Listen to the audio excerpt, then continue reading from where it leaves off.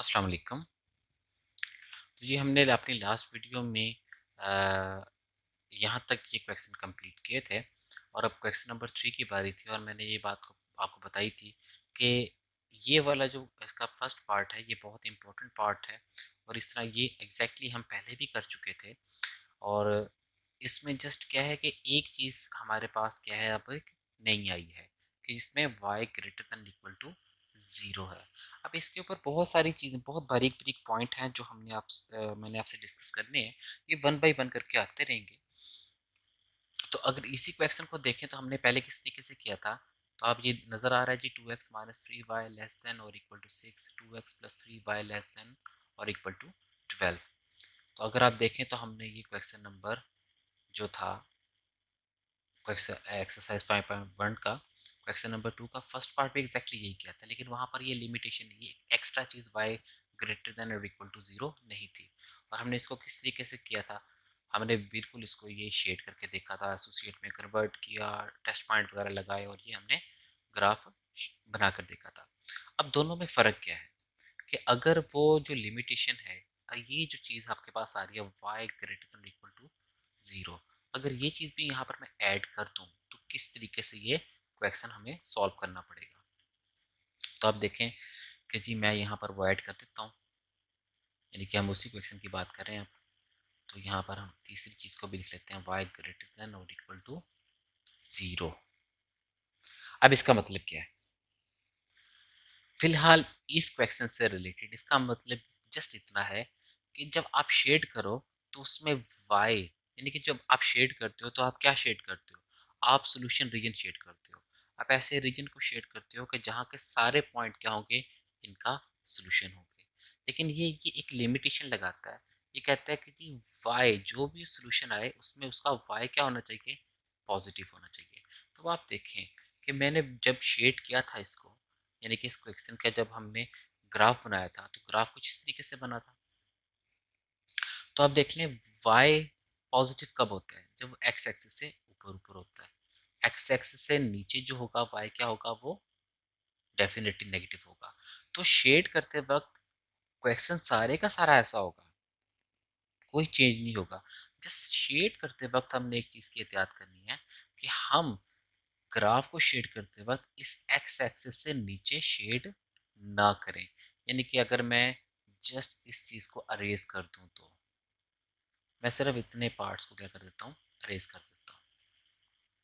ये जो मैंने एक्स एक्सिस से नीचे शेड किया था उसको क्या कर देते हैं हम जी, ख़त्म कर देते हैं। तो ये हम इस तरीके से इसको, अब ये तो हमारे पास सारा ही ख़त्म हो जाएगा इस तरीके से।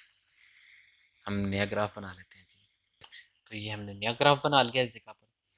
तो अब देखिए कि जी हमने जब शेड किया था तो किस तरीके से किया था कि हमारे दोनों टेस्ट पॉइंट क्या थे, वो क्या क्या थे, ट्रू थे।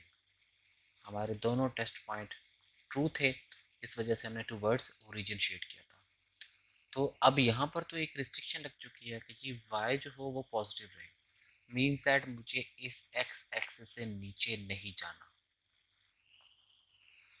तो जब हम शेड करेंगे, हमने कॉमन रीजन शेड करना था, तो हम जब शेड करेंगे तो किस तरीके से करेंगे कि इसको शेड करते वक्त हम जब नीचे ला रहे हैं तो इस यहाँ तक आए, लेकिन इससे नीचे शेड नहीं करेंगे। ये शेड यहाँ तक हुआ, तो अब हम ज़रा थोड़ा सा केयर से शेड करेंगे, या फ्री हैंड नहीं हम जाएंगे।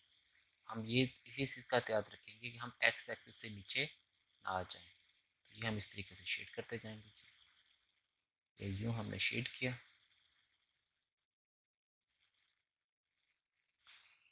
और इसी तरीके से हमारे पास इसने शेड कहाँ होना था, इसने अपवर्ड शेड होना था, लेकिन हम इसको यहाँ से स्टार्ट नहीं कर सकता।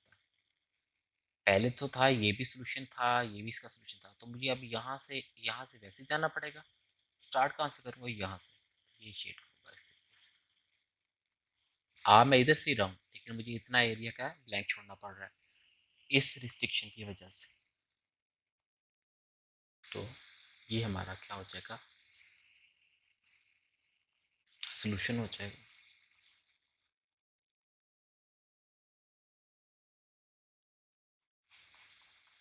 तो ये हमारा क्या है, सिंपल सोल्यूशन है।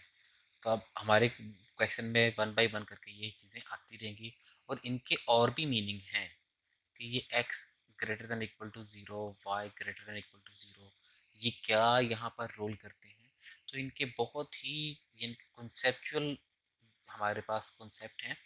तो ये इतनी जल्दी, वैसे मैं कहता हूँ कि इतनी जल्दी हजम होने वाली चीज़ें नहीं होती। तो अभी तक के लिए हमने सिर्फ इसको रिस्ट्रिक्शन के तौर पर देखा कि जी वाई जो है वो नेगेटिव ना हो, लेकिन इनके ये और भी रूप हैं, वो हम अपनी नेक्स्ट लेक्चर्स में देखते रहेंगे। तो हमारे पास जो क्वेश्चन था वो यही था कि जी आपने क्वेश्चन करना है, उसका सोल्यूशन रीजन फाइंड करना है, और उसमें क्या है रिस्ट्रिक्शंस हैं। इसी तरीके से ये नेक्स्ट क्वेश्चन है, आपके पास क्या होगा कि जी आपके पास ये दो इनक्वलिटीज़ दी हुई हैं, आप इनको ग्राफ पर लेकर आएंगे जैसे इसको लेकर आए थे, और क्या इसका सोल्यूशन रीजन शेड करेंगे। और जस्ट किस बात की याद रखेंगे कि उसमें एक्स क्या है, पॉजिटिव आए, इसमें वाई पॉजिटिव है, इसमें एक्स पॉजिटिव है, इसमें वाई पॉजिटिव है, इसमें एक्स पॉजिटिव है। तो इस तरह वन बाई वन करके ये कितने सारे क्वेश्चन दिए हुए हैं, इनकी प्रैक्टिस कीजिए। और आई होप सो कि आपको ये अंडरस्टैंडिंग होगी कि ये आपका अगर आपके पास रिस्ट्रिक्शन आती है तो आप उसको किस तरीके से शेड करते हैं। नेक्स्ट जो हमारा लेक्चर होगा उसमें बात आएगी कॉर्नर पॉइंट्स की, और ये बहुत ही इम्पोर्टेंट टॉपिक है कॉर्नर पॉइंट का।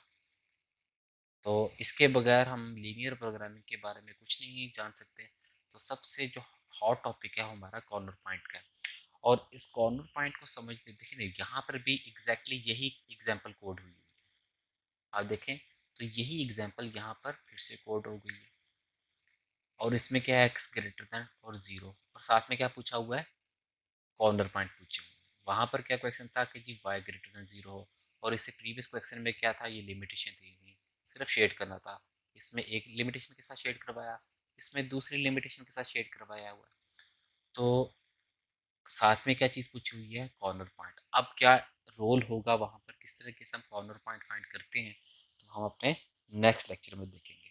तो कॉर्नर पॉइंट पढ़ने से पहले मेरी आपसे रिक्वेस्ट है कि इससे प्रीवियस जितनी वीडियोस हैं जिसमें मैंने ग्राफिंग की हुई है उसको काइंडली अच्छे तरीके से देख लें, ताकि आपको इस कॉन्सेप्ट को समझने में प्रॉब्लम ना आए, क्योंकि ये हमारा सबसे इम्पोर्टेंट टॉपिक है और यहीं तक हम पहुंचना चाह रहे थे।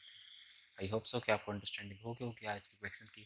तो क्वेश्चन नंबर 3 आपके लिए है कि आप इसको अब अच्छे तरीके से परफॉर्म करें। दुआ में याद रखिएगा। अल्लाह हाफिज़।